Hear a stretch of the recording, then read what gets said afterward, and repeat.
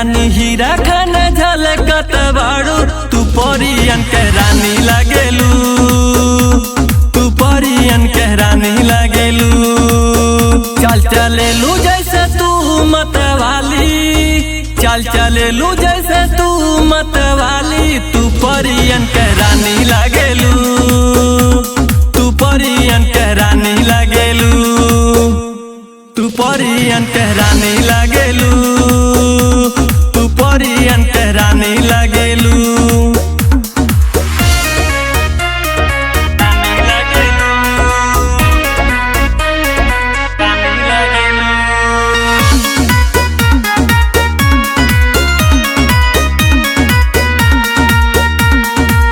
चेहरा से लगेलू तू आम्रपाली, मन करे तू हरा के दिल में बसाली।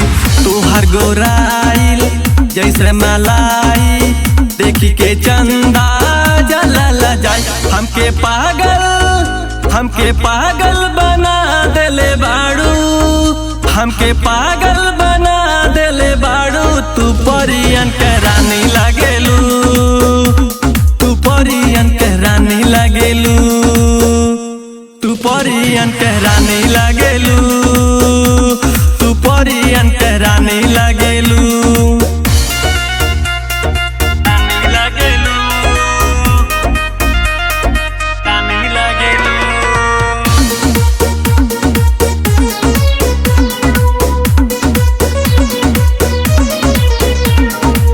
तोहरा के राम ऐसन दिल बनाई, मोहनी सूरतिया पर गैली लो भाई।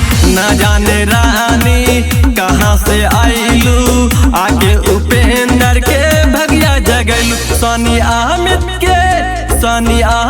के हाउ तू कहानी, सनी अहमद के हाउ तू कहानी, तू परियन के रानी लागेलू।